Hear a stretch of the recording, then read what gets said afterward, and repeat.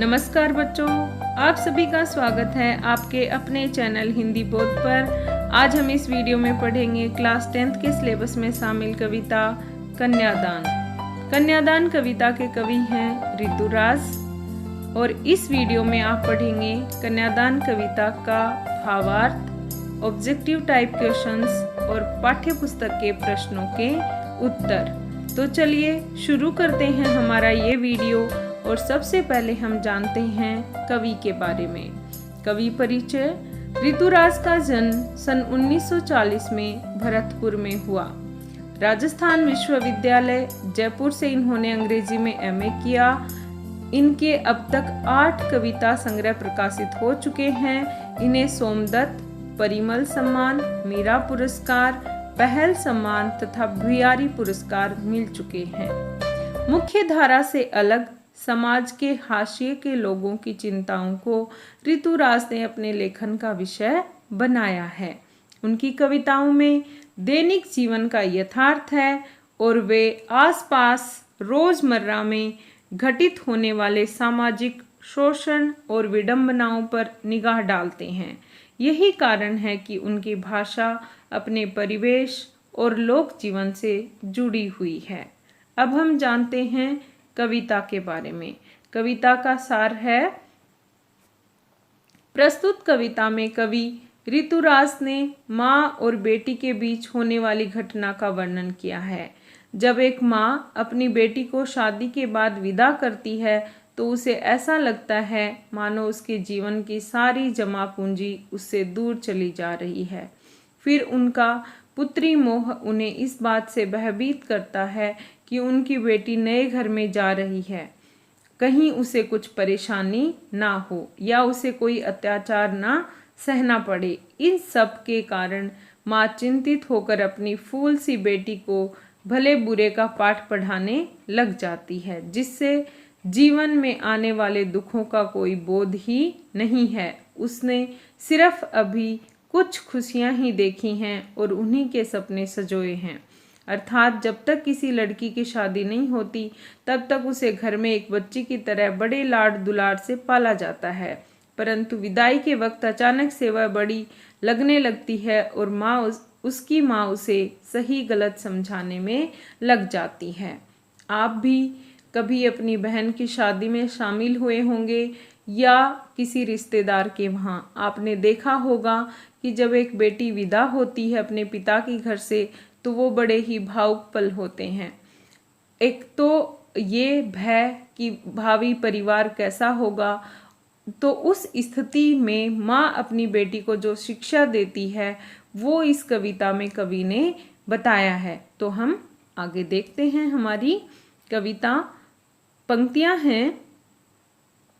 कितना प्रामाणिक था उसका दुख, लड़की को दान में देते वक्त जैसे उसकी अंतिम पूंजी हो।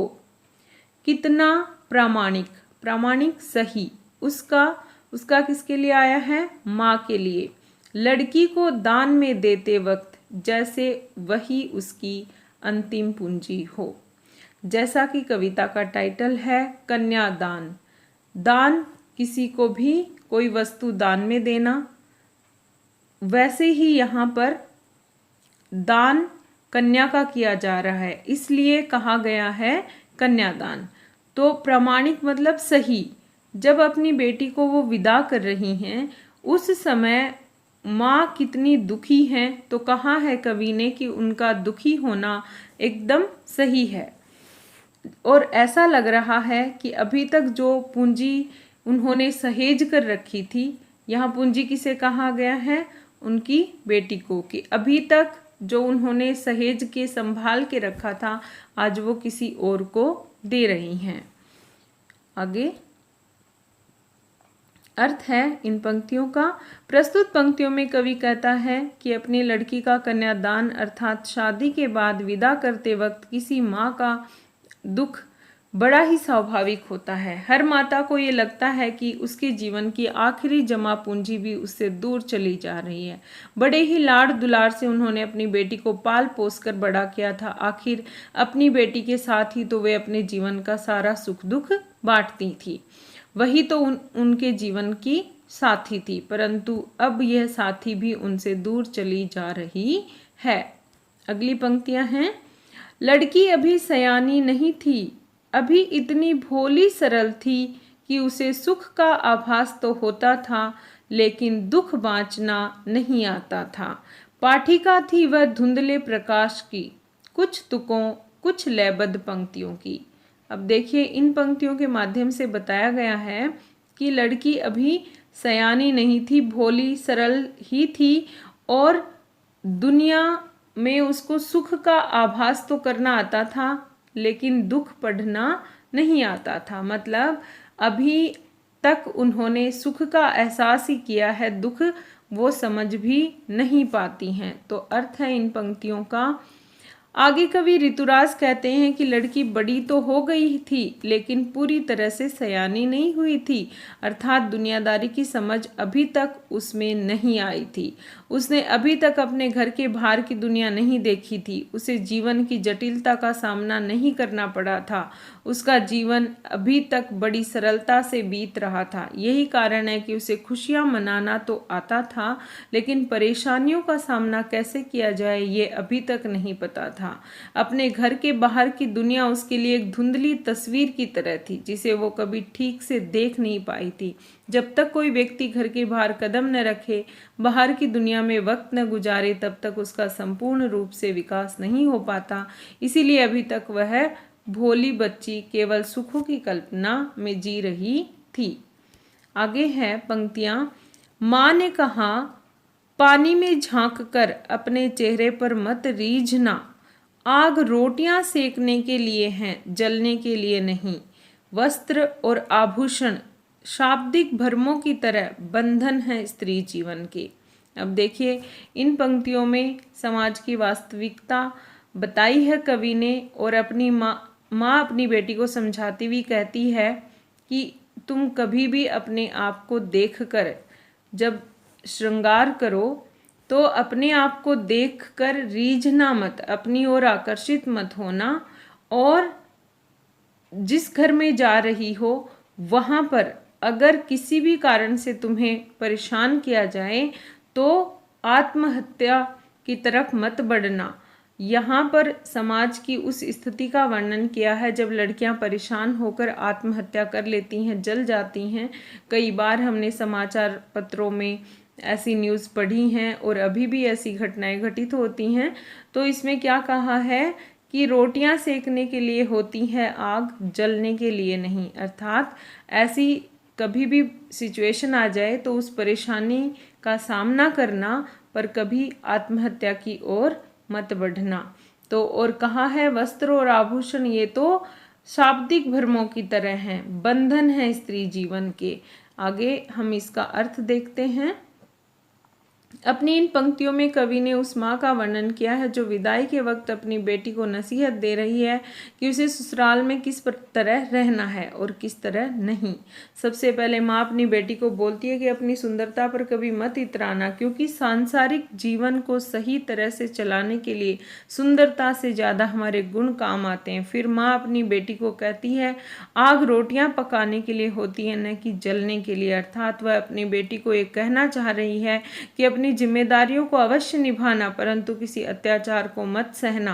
उसके बाद माँ कहती है कि वस्त्र आभूषण के मोह में कभी ना पड़ना, ये केवल एक बंधन है जिसमें कभी भी नहीं बंधना चाहिए। इसके चक्कर में बसा बसाया संसार भी उजड़ सकता है। अगली पंक्तियां हैं। माँ ने कहा, लड़की होना पर लड़की जैसी दिखाई मत देना। इससे संबंधित एक प्रश्न भी पूछा गया है। आपके विचार से माँ ने ऐसा क्यों कहा कि लड़की होना पर लड़की जैसी दिखाई मत देना? इसका उत्तर भी यही है। इन पंक्तियों में माँ अपनी बेटी को कह रही है कि अपने आसपास को किसी के सामने एक दुर्बल कन्या की तरह प्रस्तुत मत करना और न ही अपनी निर्बलता किसी के सामने आने देना। इस संसार में लोग निर्बल के ऊपर ही अत्याचार करते हैं, इसलिए उन्होंने कहा कि अपने भीतर नारी के सभी गुण बनाए रखना, लेकिन दूसरों के सामने खुद को कभी निर्बल और असहाय मत दिखाना। तो माँ ने अपनी बेटी को इसीलिए कहा कि लड़की होना पर लड़की जैसी दिखाई मत देना। लड़की होना मीन्स लड़की के जो स्वाभाविक गुण हैं, दया, करुणा, वो भाव अपने मन में हमेशा रखना, पर कभी निर्बल भी दूसरे के सामने, असहाय भी दूसरे के सामने मत बनना। तो ये है इन पंक्तियों का अर्थ और हमारी कविता का भावार्थ। आगे हम बात करते हैं बहुविकल्पीय प्रश्न की, ऑब्जेक्टिव क्वेश्चंस, जो आपकी परीक्षा में 5 अंक के पूछे जाते हैं अगर पैराग्राफ आया है तो। और इस बार तो एग्जाम में 2 क्वेश्चन अलग से भी पूछे जाते हैं, तो ये प्रश्न आपकी मदद करेंगे। तो पहला प्रश्न है, कन्यादान कविता के कवि का नाम लिखिए। तो सही उत्तर है ऋतुराज। अगला प्रश्न है हमारा, जैसे उसकी अंतिम पूंजी हो, यहाँ अंतिम पूंजी किसे कहा गया है? तो यहाँ पर बेटी को कहा गया है। अगला प्रश्न है, दुख बांचना नहीं आता था का क्या अर्थ है? दुखों से अनजान थी, सिर्फ सुख ही रहना जानती थी, या घर से बाहर की परिस्थितियों से अनजान थी? तो सही उत्तर होगा घर के से बाहर की परिस्थितियों से अनजान थी। अगला प्रश्न है, शाब्दिक भरमों की तरह स्त्री जीवन के बंधन किसे कहा गया है? तो वस्त्र और आभूषण को कहा गया है। अगला प्रश्न है हमारा, माँ ने बेटी को विदा करते हुए क्या शिक्षा दी? क्या कहा? अपने चेहरे पर कभी रीझना मत, आग रोटियां सेकने के लिए है, जलने के लिए नहीं, लड़की होना पर लड़की जैसी दिखाई मत देना। तो ये सभी शिक्षाएं अपनी बेटी को देती हैं, सभी सही हैं। अगला प्रश्न है, माँ ने झांकने के लिए कहा, आईने में, जल में, दर्पण में, आभूषण की चमक में? तो सही उत्तर क्या होगा? जल में। अगला प्रश्न है, लड़की होना पर लड़की जैसी दिखाई मत देना कथन में निहित सीख है संस्कार पर स्वाभिमान के साथ रहने का। अगला हमारा प्रश्न है, इस पद्यांश में आभूषण शब्द का समानार्थी है? तो इसका उत्तर होगा गहना। अगला प्रश्न, कन्यादान करते समय किसका दुख बहुत ही प्रामाणिक था? तो इसका सही उत्तर होगा माता का। अगला प्रश्न है पाठ्य पुस्तक का, आग रोटियां सेकने के लिए है, जलने के लिए नहीं। इसका क है, इन पंक्तियों में समाज में स्त्री की किस स्थिति की ओर संकेत किया गया है? तो इसका उत्तर है, प्रस्तुत पंक्तियों के माध्यम से कवि ने समाज में महिलाओं की स्थिति का वास्तविक चित्रण किया है। शादी के बाद जब लड़की ससुराल जाती है तो इस प्रकार से उसे दहेज के लिए प्रताड़ित किया जाता है कि वह आग में जलकर आत्महत्या कर लेती है। लड़कियां दहेज के लिए परेशान की जाती रही हैं, अतः इस स्थिति को कवि ने इन पंक्तियों के माध्यम से स्पष्ट किया है। अगला हमारा उत्तर, माँ ने अपनी बेटी को सचेत करना सही समझा क्योंकि वह अभी इतनी समझदार नहीं हुई थी कि दुनिया को समझ सके। उसकी बेटी अभी भोली और नासमझ थी, जिसे दुनियादारी और छल कपट का पता न था। वह लोगों की शोषण प्रवृत्ति से अनजान थी। इसके अलावा वह शादी विवाह को सुखमय एवं मोहक कल्पना का साधन समझती थी। वह ससुराल के दूसरे पक्ष से अनजान थी। अगला प्रश्न है, कन्यादान कविता में ऐसा क्यों कहा गया कि लड़की को दुख बांचना नहीं आता? इसका उत्तर है, कन्यादान कविता में ऐसा इसलिए कहा गया है कि लड़की को दुख बांचना नहीं आता क्योंकि लड़की अभी सयानी नहीं हुई है, उसे दुनियादारी का अनुभव नहीं है, उसे जीवन के एक ही पक्ष का ज्ञान है। वह दुखों से अनभिज्ञ है क्योंकि माँ के घर पर दुखों से उसका कभी सामना नहीं हुआ था। अब तक वह सुखमय परिस्थितियों में ही जीती आई थी, इसलिए ऐसा कहा है। अगला प्रश्न, माँ को अपनी बेटी अंतिम पूंजी क्यों लग रही है? माँ को अपनी बेटी अंतिम पूंजी इसलिए लग रही थी क्योंकि कन्यादान के बाद माँ एकदम अकेली रह जाएगी। वह अपनी बेटी से सुख दुख की बातें करती थी। इसके अलावा बेटी माँ के लिए सबसे प्रिय होती है, जिसे अब वह दूसरे के हाथ में सौंपने जा रही है। इसके बाद वह नितांत अकेली रह जाएगी, इसलिए उन्होंने अंतिम पूंजी अपनी बेटी को कहा है। माँ ने बेटी को क्या सीख दी? माँ ने अपनी बेटी को विदा करते हुए निम्नलिखित शिक्षा दी। क्या कहा कि कभी अपनी सुंदरता पर मोहित मत होना। ससुराल में अगर तुम्हें कोई परेशान करे तो उसका विरोध करना है, परेशान होकर आत्महत्या नहीं करना है। वस्त्र और गहनों पर आकर्षित मत होना क्योंकि ये स्त्री के लिए बंधन है। माँ ने कहा, लड़की के स्वभाव वाले सभी गुण अपने स्वभाव में रखना, परंतु जरूरत पड़ने पर अपने हक के लिए आवाज भी उठा सको, ऐसे बनी रहना है। तो ये था हमारा पाठ जिसका हमने पढ़ा भावार्थ, ऑब्जेक्टिव क्वेश्चंस और प्रश्न उत्तर। अगर आपको ये वीडियो पसंद आया है तो लाइक ज़रूर करें, चैनल पर नए हैं तो सब्सक्राइब करें। Thank you.